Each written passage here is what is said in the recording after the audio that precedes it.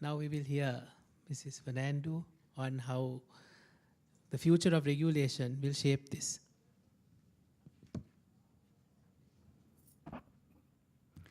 Good evening, ladies and gentlemen. I'm sure you are a bit uncertain how the regulator will look at all these very exciting things, I know. But we also have no choice. This is what is going to be there, and we need to cater to that, and we are ready to take that challenge.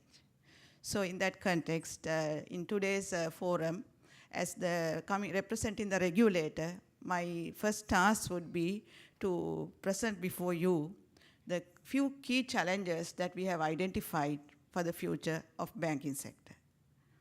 And firstly, it is the need for diversification at the earliest opportunity. It is essential.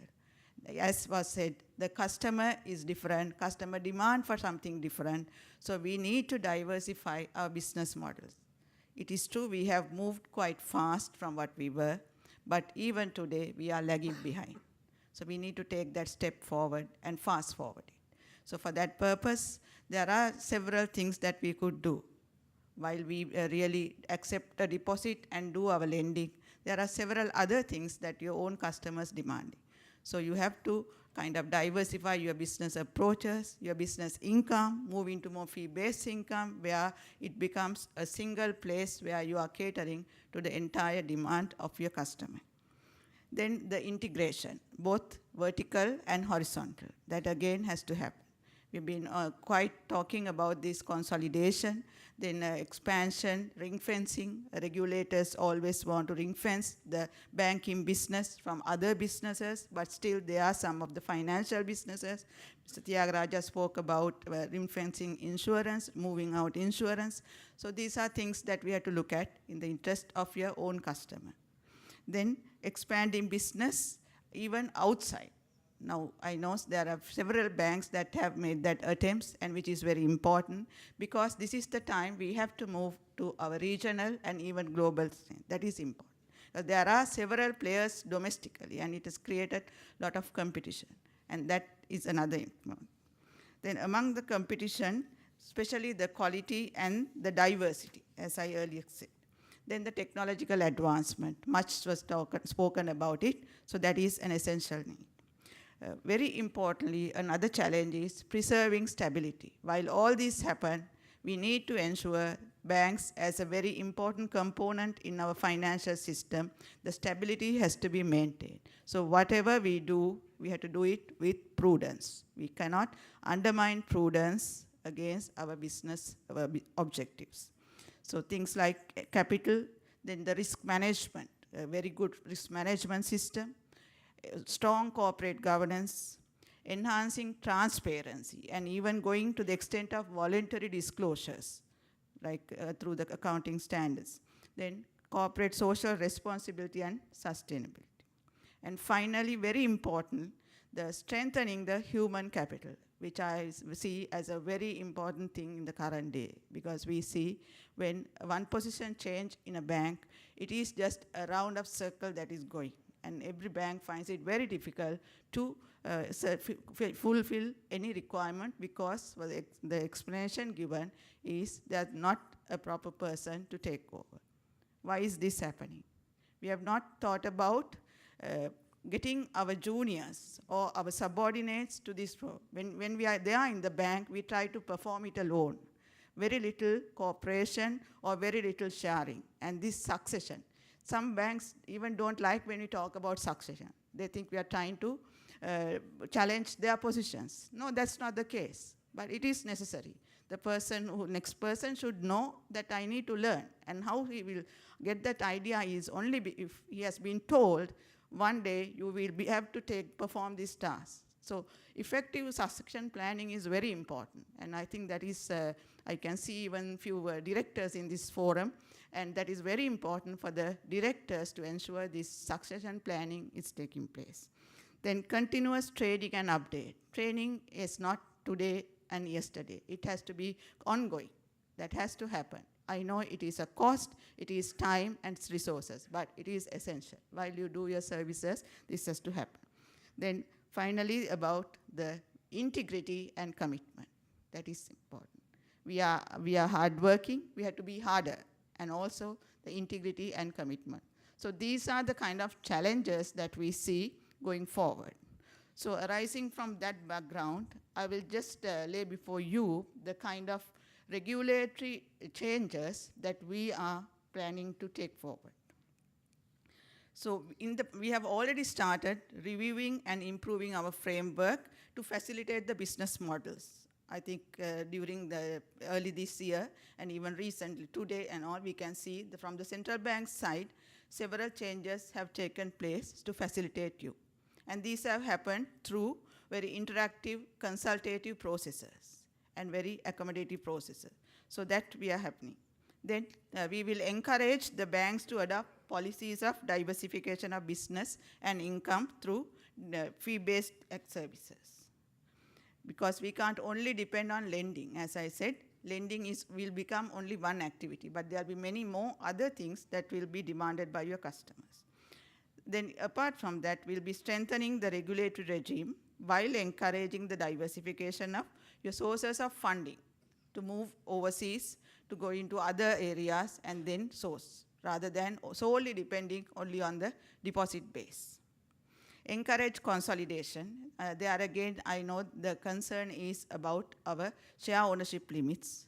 We have taken note of the concern raised, and we are working on whatever possible mechanisms. You all will appreciate why these limits are there for best reasons, but still we understand the need for consolidation.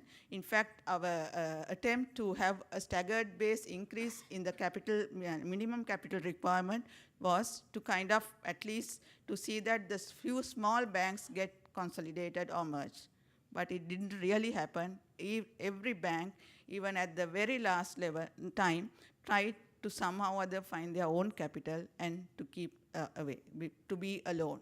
So that did not work. But now we are looking at the share ownership limits also, whether we can further facilitate it. Then on our side, we will be intensifying and expanding the scope of our examinations to ensure that the banks have a good risk management framework. Because what we do is to try and improve your risk management framework to facilitate your bank, the board of directors, and the senior management to carry on your banking business. So we will continue our examinations in that manner. Then encouraging the technological advancements. As was explained, there are going to be vast changes, so we also have to accommodate. In our examination processes, we will also inbuild the necessary checklists and other tools to ensure that necessary checks and balances are there in your internal controls with regard to these IT systems.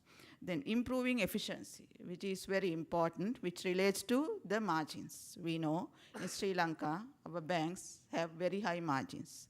On average, it's about 4%, which has slightly come down to about 3.6 to 8 during the first quarter. But still, comparatively, and among the region as well as globally, this is very high. And though that is the average, it ranges from 2% even to 8 to 9%. And this, we need to challenge this. And how we can challenge it is improving efficiency.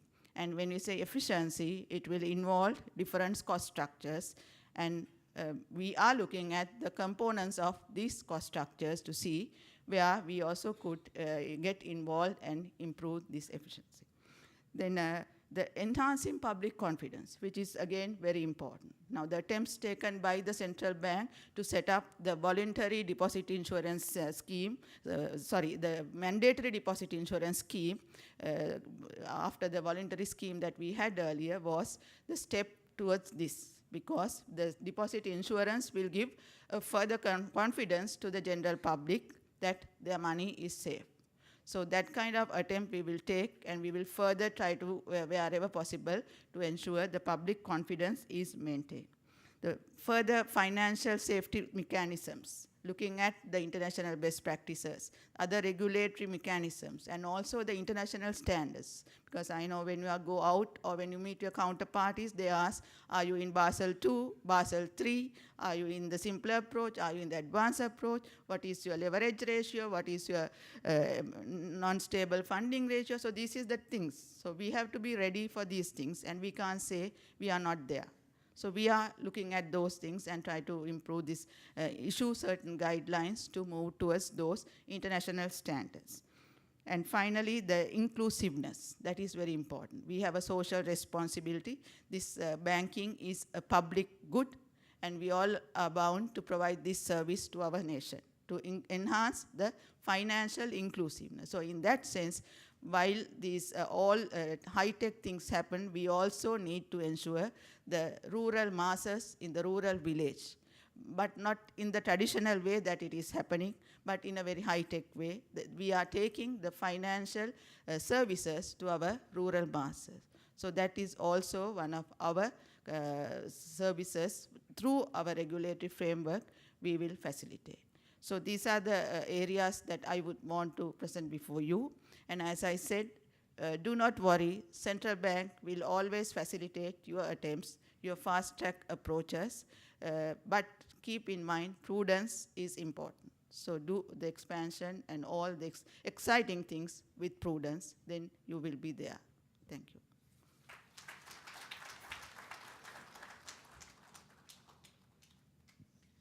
I believe we have a message from our sponsors before we get on to the question and answer session.